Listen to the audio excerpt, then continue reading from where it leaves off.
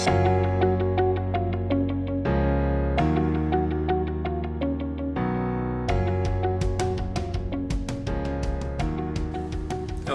so we have the Voxelab Aquila 3D printer FDM for unboxing.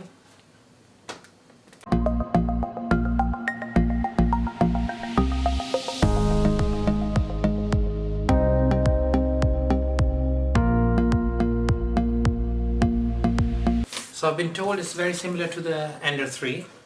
So first of all, it comes with so that's a good tip. Now this mat, nice design, it's come out nicely, and there you go, you have the Aquila 3D printer all set up. They have provided us with some red PLA filament,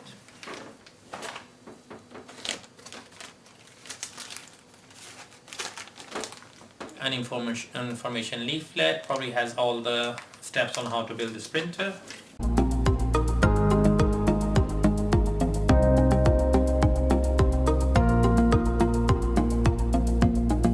How it is, the build plate is very similar to the Ender 3. We'll have a look at that in a sec, but let's have a look.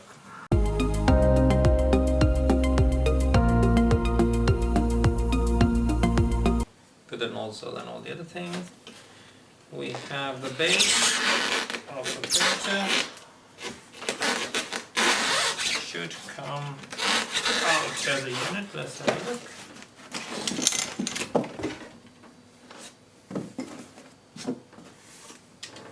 The screws for these ones have fallen off, but they are better design, the big ones, so it's easy to adjust the bed levels. We can have a look at that in a second. Put this aside. I just want to make sure everything that's in the box has come out before I put the box aside.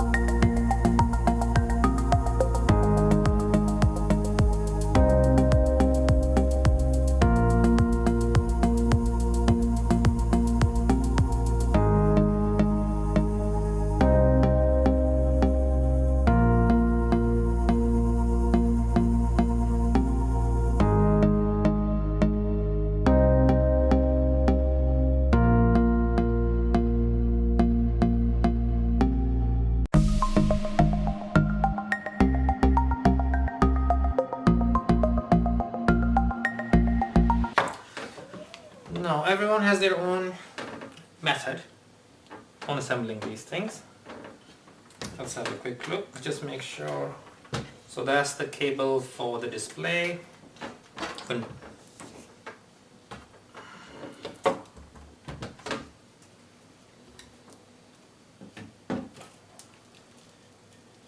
Nicely shrink wrapped.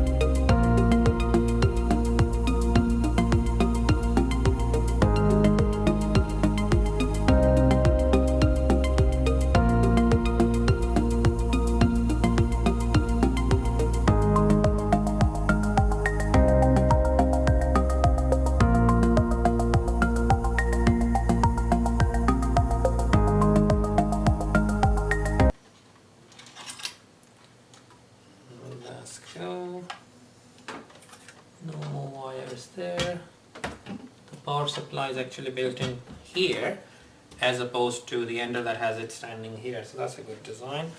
Let's have a quick look underneath. So underneath you can see there is a motherboard which is on this side. This is the power supply unit which is also on that side, which is a good thing actually because it's all out of the way, so you don't have to worry about doing anything to it. The bottom side of the printer is also covered. There's no chances of you dropping filaments or small pieces of debris into the motherboard or the fan like with the Ender or the original Ender 3. Now let's have a quick look and see how they want us to build it, because I would prefer going it that way, so at least we will all be on the same page, especially any novices who have not done it before. So first of all, they've asked us to use the M5 45 by 5 nuts. So you've got 5 in there, so they're giving you a spare one. And they want you to install these 2 brackets, all extrusions, profiles, here and here. And which one goes where, the pictures are very clear about it actually. So this one is going to go on this side, the one with the limit switch, and the plain one without any limit switches is going to go on this side. Now sometimes you have to also see which side will be up and which side will be down. In this case, of course, you know the down side will be the one with the limit switch on it, but on the other side it does not really matter.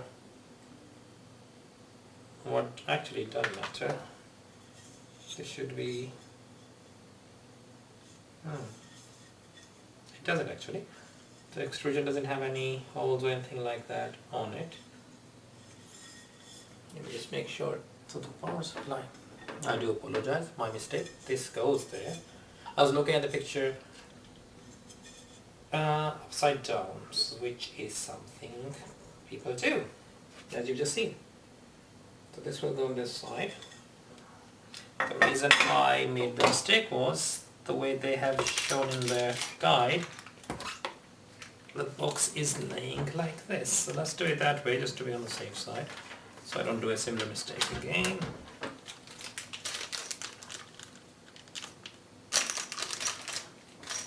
Let's pull the screws out.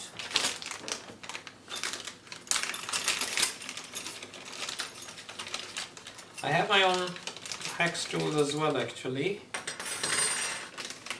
which I should be using because they're better suited for this sort of thing, but I think as most of you will, when you get the first printer, will not have access to your own tools. You might be using the tools that they are providing with the printer, so we will follow that system, so at least we are on the same page. So now that I have the printer in the right orientation, this is going on that side, just like that. Now how do you want to do it? I would say just lock it on the side carefully. It's very uneven, so it's better to put your hand on it. Make sure there's no wobbly bits flying around, moving around.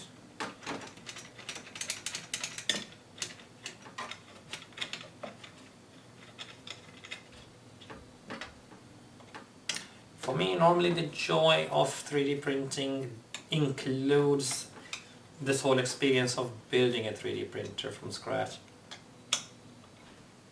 Some people would like to have everything ready-made so they don't have to do anything, which I understand as well. For them I would always suggest the higher end, maybe Prusa or something like that, where they've got minimum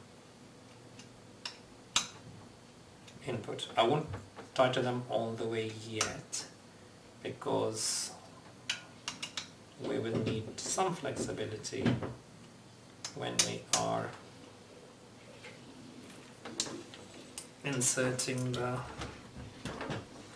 x-axis gantry in there. now that we have done that side, we can slightly bend it on this side. Get our screws ready.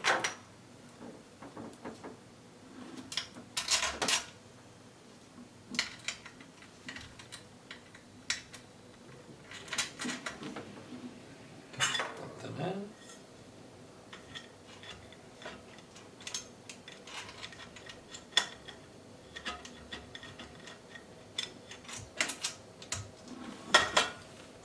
Have to just a bit of support on that end.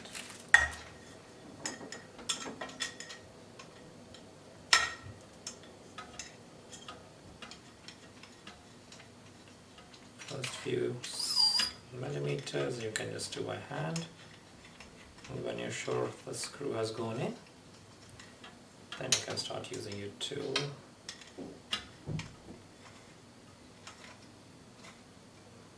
to tighten it. So, and then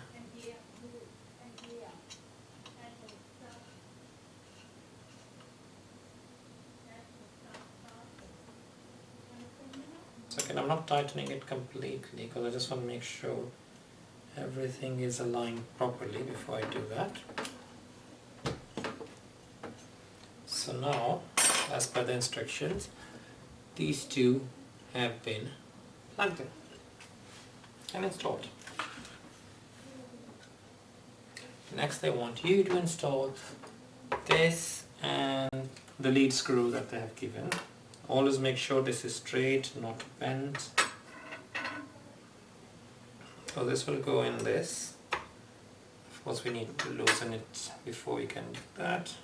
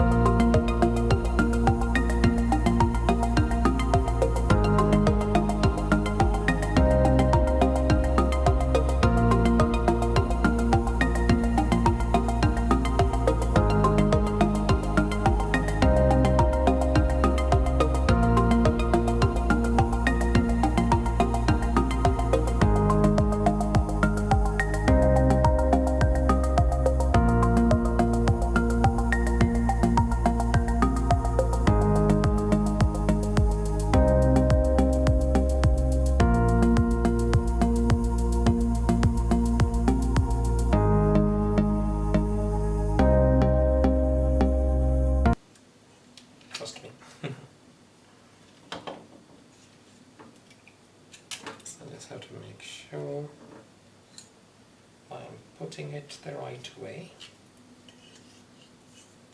What is the right way? I'm pretty sure this is the right way.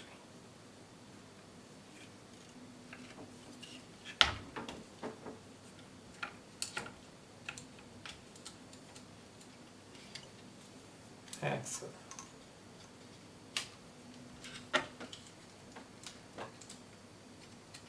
Now one thing I have to make sure, this belt comes out of there.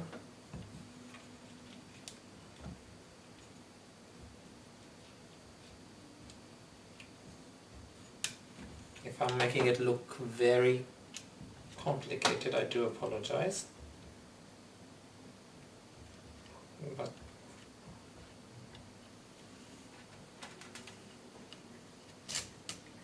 trying to film, talk to you, and then of course do this all at the same time does tend to create these awkward moments. Okay, so now let me show you what I've done.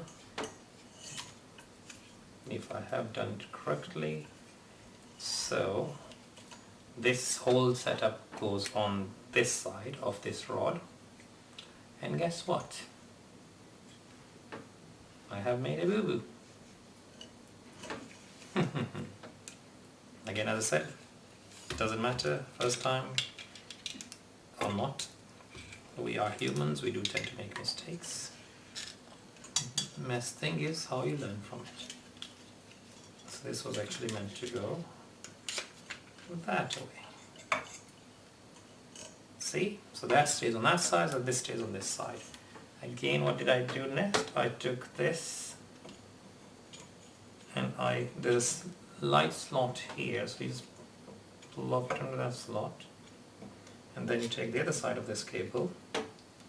Don't worry about tightening it now, because there is a separate section to tighten that, which we shall do once we've set this up. So now this is done.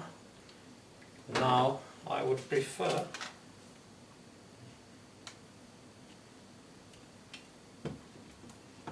installing this bracket, the one that's shaped like a V.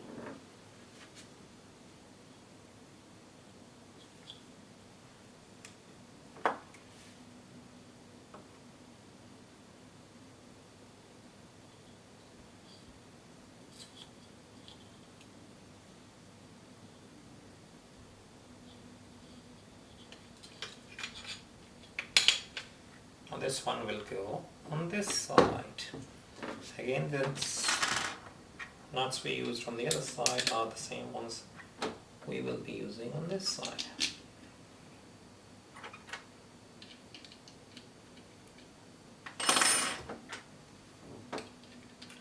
The only thing I'm not finding very good right now is the quality of the hex nuts that are provided with this printer. They seem to be a bit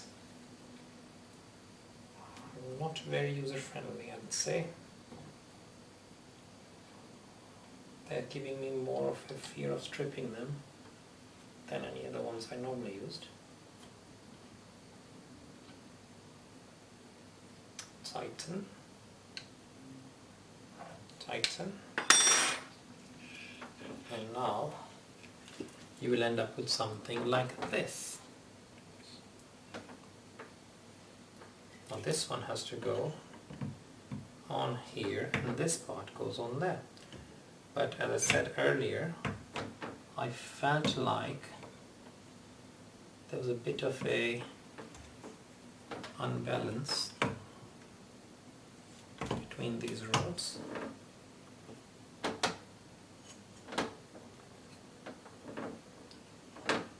Now, one thing you'll notice is when I am installing this onto the printer, this screw that we installed earlier needs to go into its pre-lined slot.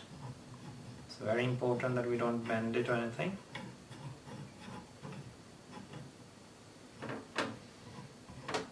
because this is what basically moves the x-axis up and down. This is your x motor, the z-axis. And then sometimes I keep confusing that, but basically you've got your x-axis, you've got your y-axis, and then you've got your z-axis, which is up and down.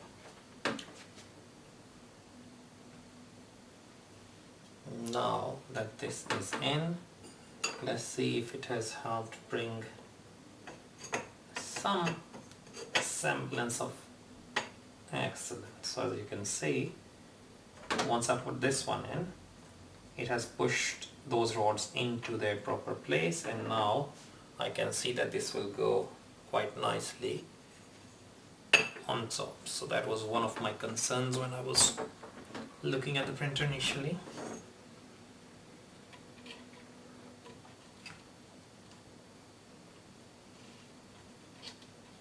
So another thing that with this particular setup we have to be careful about is the height of this side and this side should match, or basically this should have the same distance from both sides, which I'll see if they mention in the guide when we reach that particular section, because that was one of the things I had to do with my first ender basically.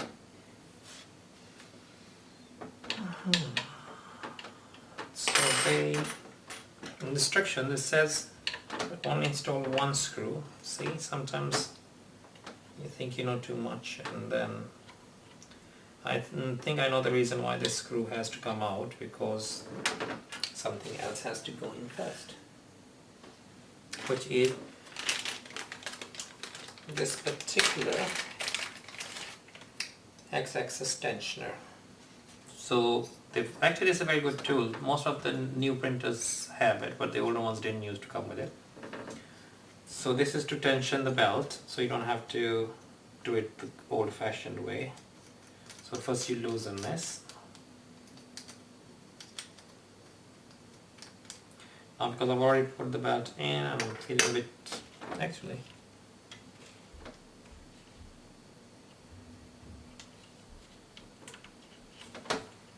I will pull it out, pull it through. Now, what I was going to initially do was the right way actually. So remove this screw completely. It makes your life easier.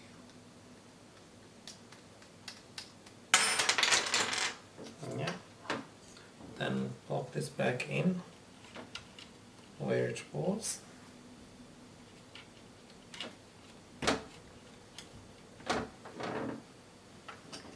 Now you can pull this part out.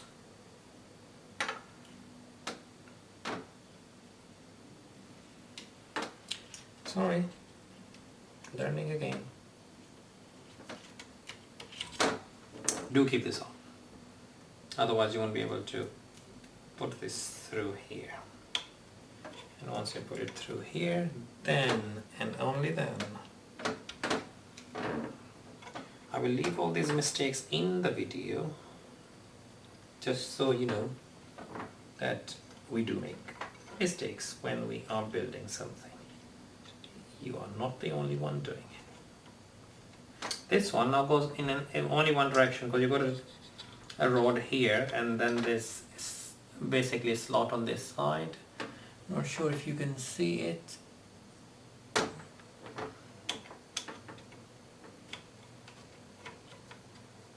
And voila.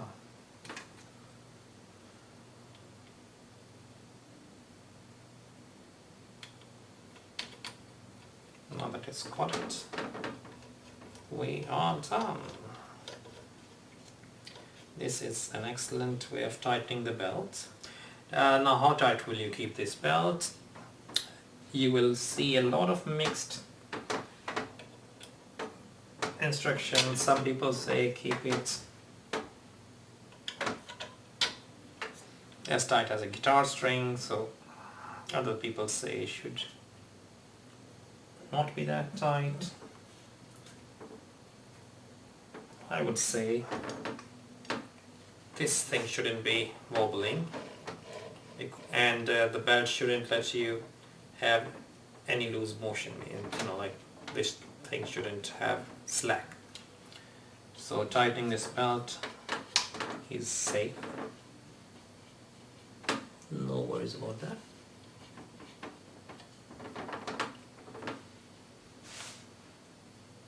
What's next?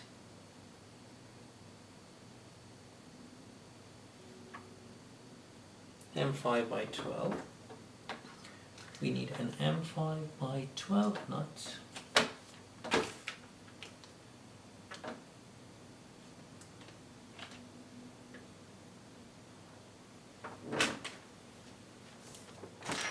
So this is the famous screw that has been missing.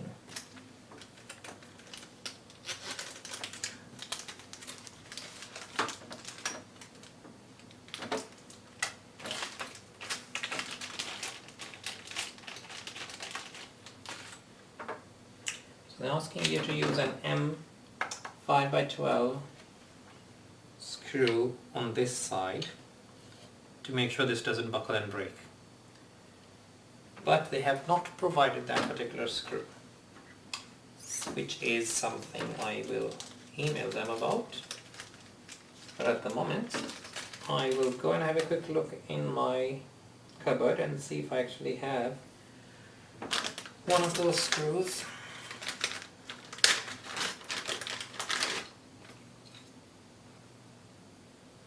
Now this cap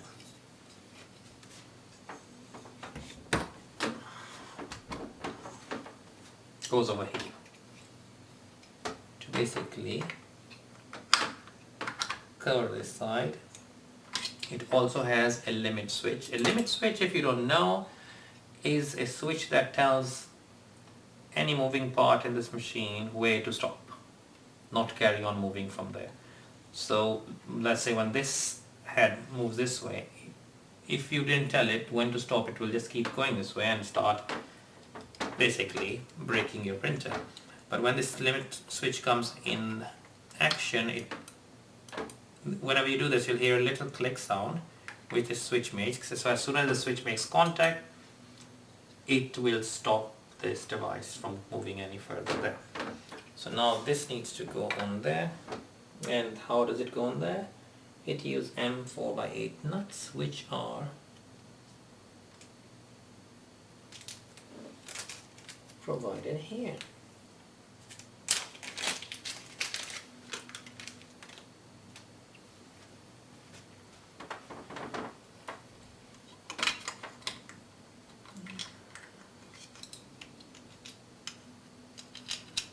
One, and two. Let's find the, yep.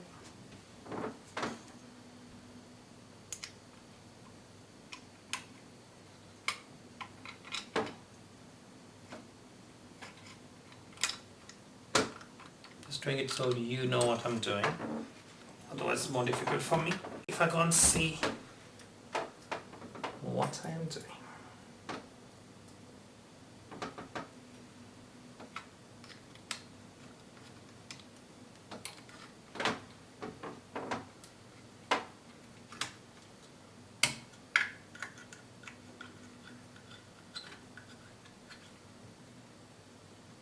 Excellent. So now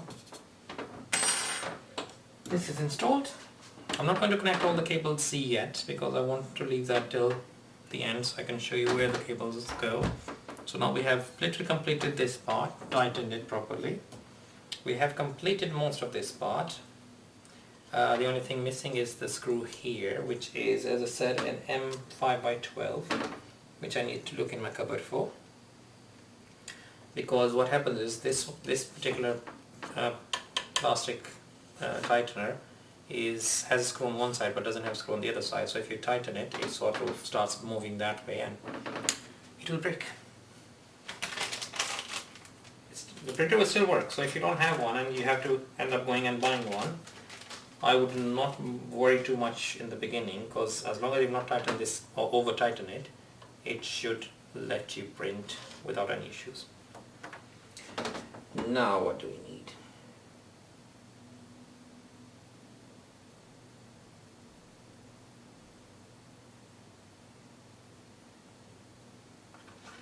Step number 6 we are on. Install the Z-axis moving kit and adjust the tightness of Z and Y-axis tensioners. So we have done that. So this is basically plopping this on, which we have done. Now normally you've got 3 wheels here and 3 wheels here. So what you want to make sure is they're all tight enough and none of them is loose, and at the moment luckily all these wheels, 3 wheels here, 3 wheels here, 3 wheels here, are just the right tightness. So I don't think we have to worry much about tightening those at the moment.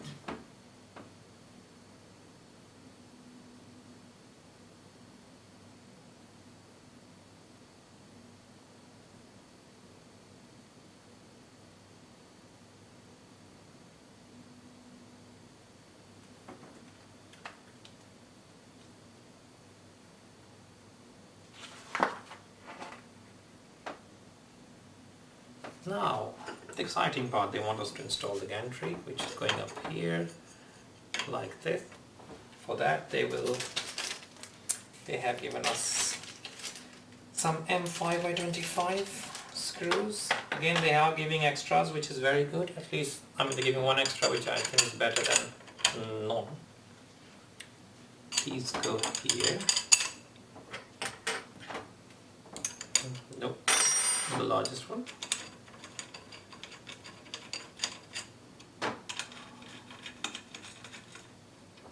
Not over tight yet. First you need to make sure both sides are in.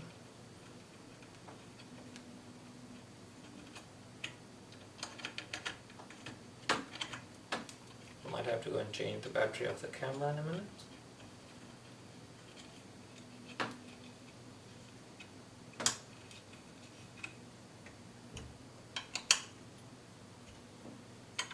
Okay, never tighten them too much because you don't want to strip the screws in there. Just enough where they start, well, they start moving basically. Cool. Now this is installed. The next part will be installing the screen, which will go on there. Installing all these wires for the limit switches, leveling the bed of course.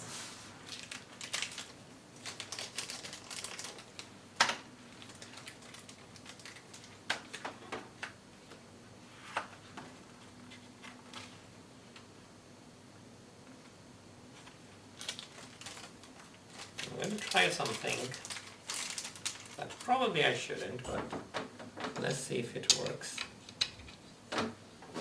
Whether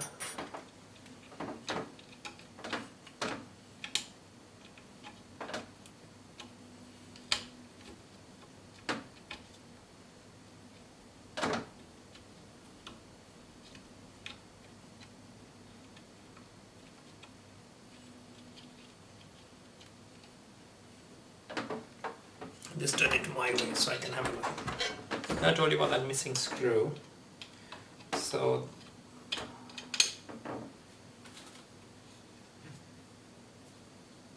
I do have one that came with the kit, which is a bit longer, but I thought let me try and see if that can.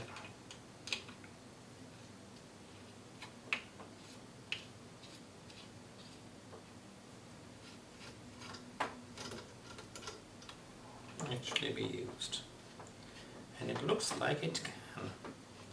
So when I said they have not provided you enough screws, they actually have, they've just labeled one incorrectly.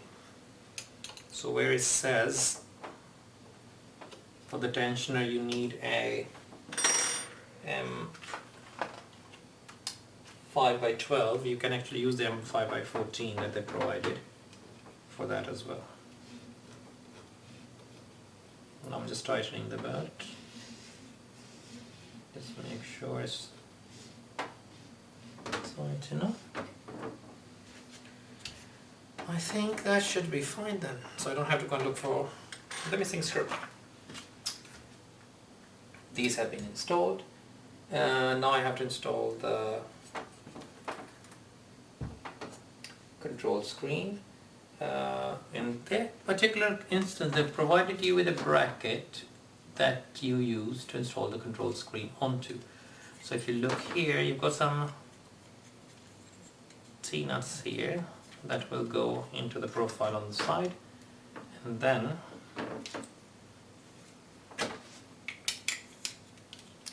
the screen will go onto it, which looks like a good idea. Let's have a look.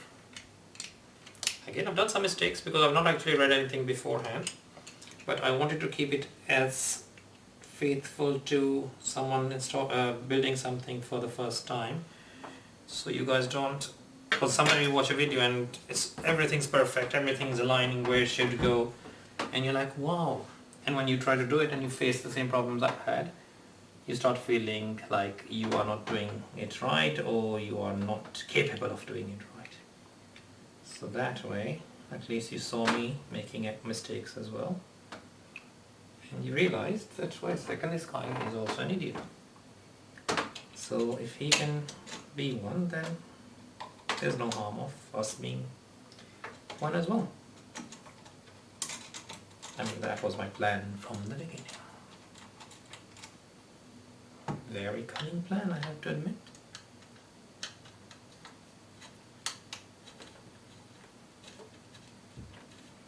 Now these T-nuts are very, very straightforward.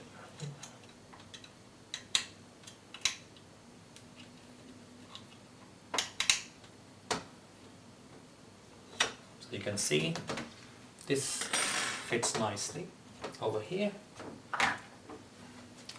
This is your control panel. I do like the quality of Voxelab's devices. Let's make sure we know which side is actually going.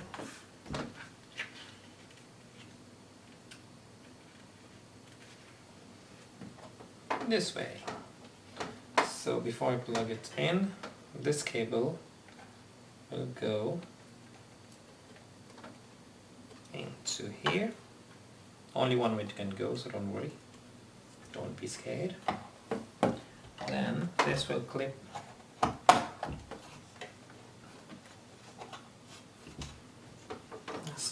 sure I'm not catching the wire anywhere before I do that.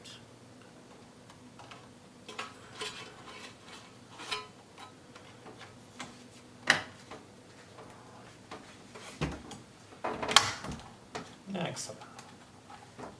That's clipped on. The access cable can go underneath the printer until I figure out what to do with it. So these screws tighten. That's on.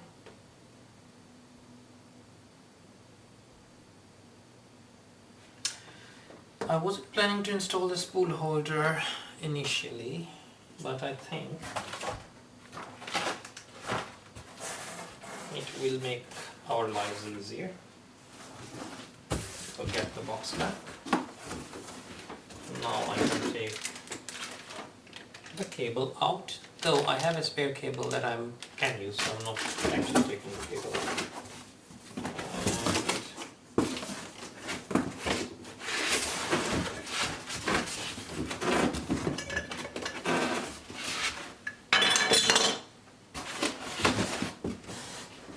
Now that I have the box open, I can use that opportunity to put this in there as well.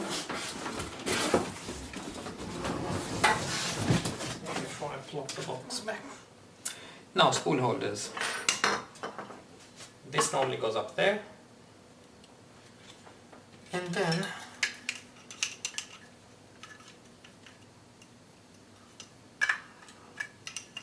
very simple design.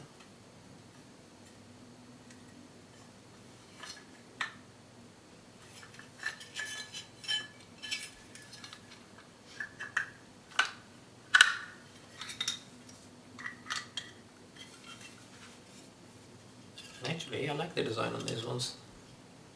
they have given it a touch of difference from the other ones that we normally see. Now this cable here is called the Bowden cable, and it's basically, so this is a Bowden style printer. Google it if you want to actually find out what that means. The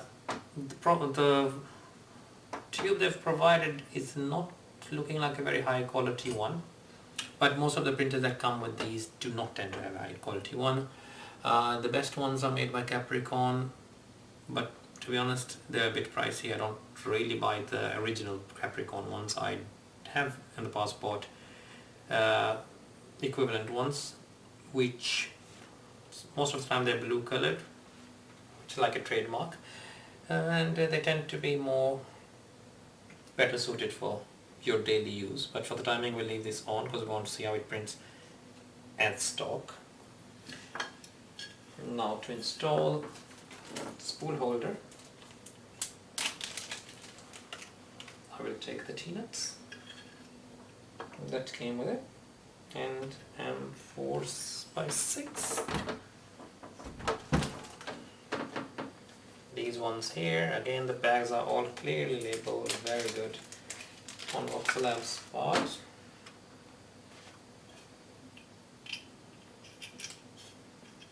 Makes our lives very easy if everything is labeled as it is. So as you've seen, I have used the instructions provided by Voxelab in their leaflet. So, sometimes people tend to say that the instructions are not very well written, or they're not very clear. Maybe because I've built printers before, so maybe I didn't have all those problems. Then I don't tend to normally read that much anyways. I tend to look at the pictures and then follow them, which if you do as well, then I don't think the information will make much difference. Then you will figure out your way. So once I've put the T-nuts there and I've aligned them in one line, I can actually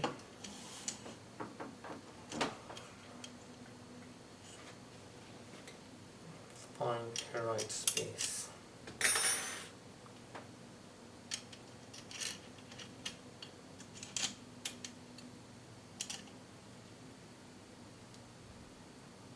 And straightforward, there you go. Spool holder is in place. Now they have also provided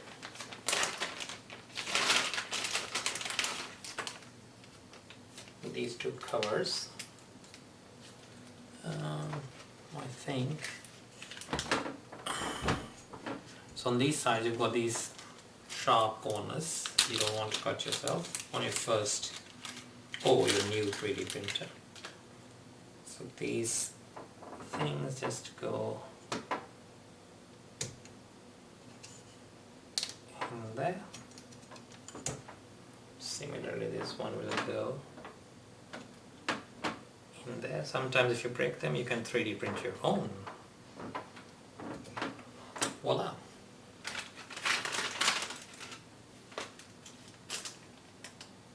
The 3D printer comes with its own memory card and memory card reader. Now all these packs I will put back in the bag.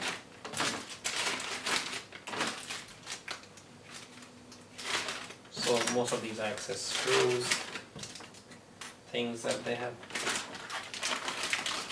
given us.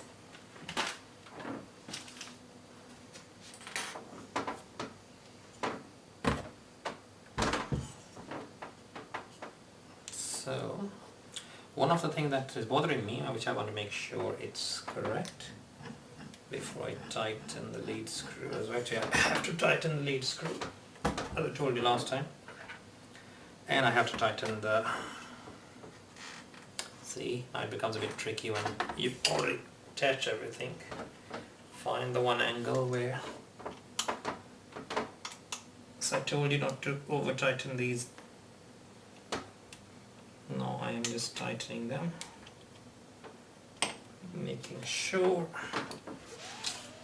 I don't have any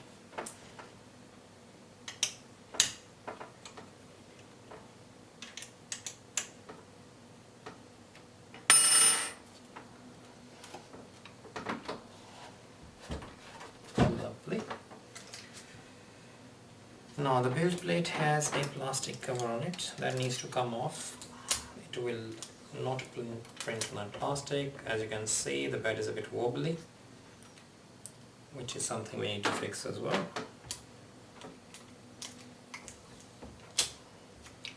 And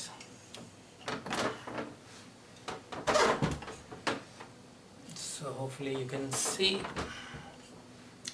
So this movement in the bed shouldn't be there. Okay.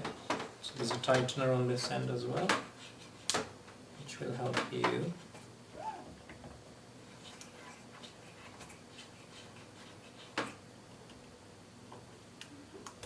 But this movement can be rectified by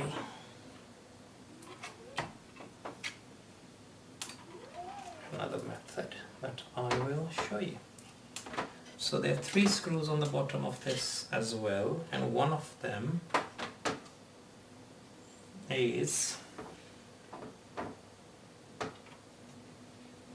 normally on an angle. So it's one of those screws that is offset. So if you rotate it, you can actually tighten the bed frame. Just need to get your tool down there. If it goes there, that is. Oh yes, it does.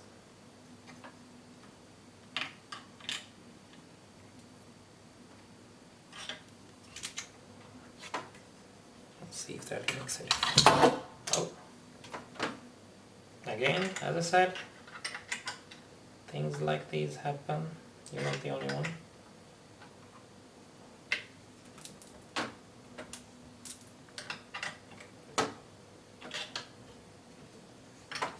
As long as you make sure you don't break anything.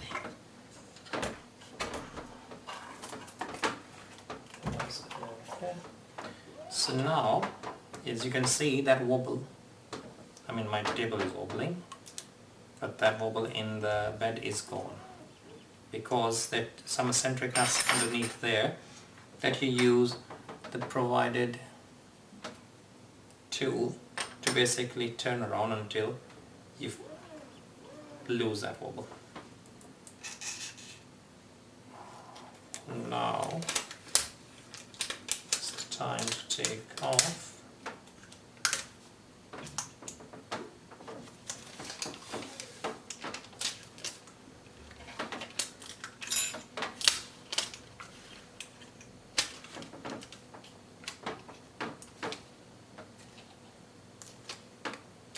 these beds are made of glass, and they put a special coating on them that is very effective in keeping PLA normally stuck to the bed while the bed is hot, and as soon as the bed gets cold it just comes off. They tend to work very nicely in the beginning when they clean. If they do get some dust, make sure you wipe it with the isopropyl alcohol. Over time, I've noticed they do tend to start losing that characteristic, and then what I would normally suggest doing is either start using glue on the bed. I'm currently using glue on my ender, and just turn it around, and the other side of this glass is the shiny side. As long as you keep it clean, the prints will stick on it. If you're still concerned or you've got a long print you're worried about, I'd say just glue up that part as well. So in a way you will have double uses of this bed. Once this becomes scratched or not as pretty as you wanted it to be, turn it around. Now I'm not going to remove this until I do my first print, because I don't want any dust or anything like that to come off. I am going to go and put something, most important, I completely forgot. We have to connect all the wires. So this tube, as I said, goes into this part here. I'm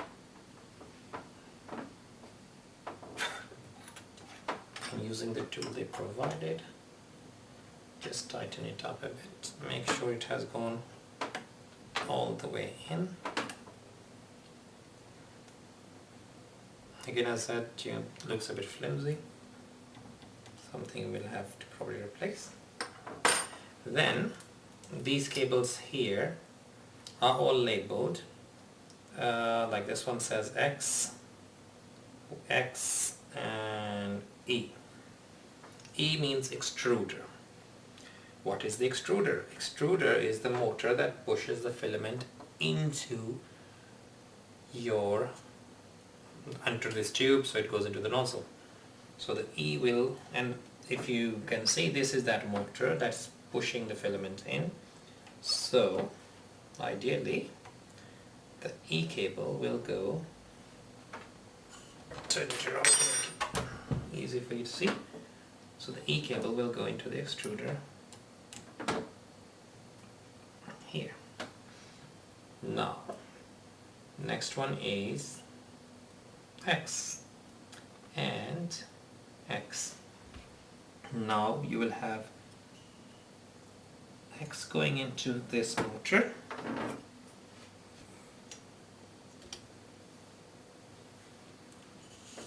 just make it easier.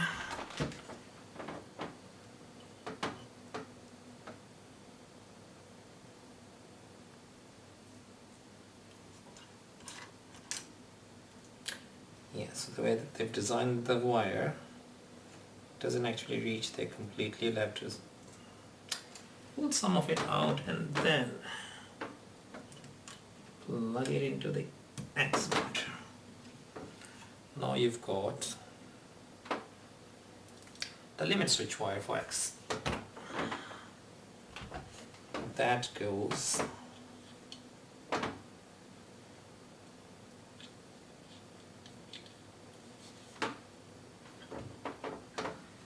I'm just trying to see if there's a way of putting it in without it making it look so obvious, but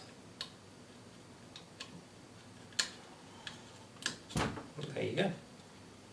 So now that those wires are gone in there, you will see two wires coming out of this small nook here. One of them says Z. So Z motor, so Z I said is the height thing. So the motor that takes it up and down, which as we know, because we installed it, is this one. So ideally I would say bring it from this side so it's not in the way.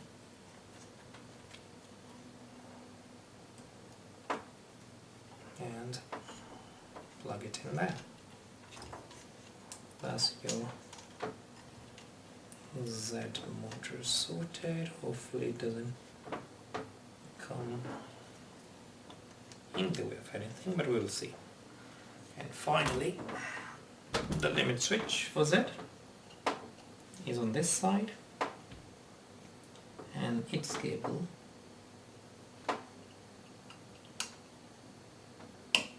is plugged into there. So now this limit switch has been tightened, but when we are leveling the bed, if it's basically too high, then you can always loosen these screws and push this a bit down.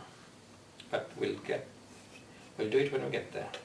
Let me just make sure all the other motors have their wires installed, because sometimes during transit those wires can come out, and of course that's ever important.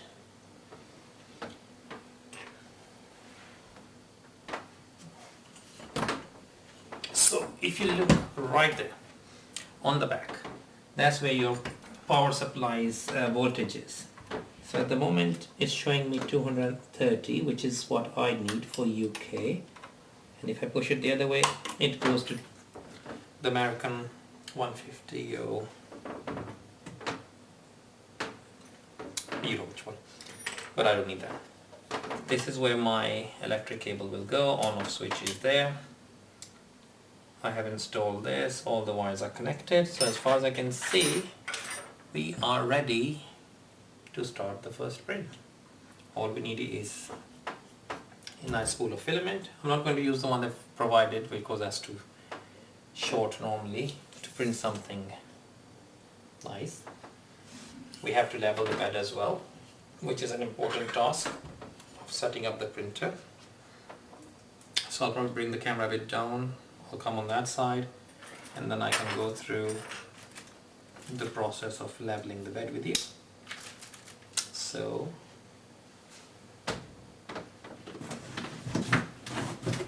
as I said, I have a spare cable already plugged in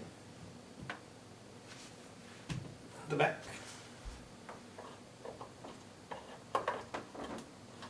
That is plugged in there.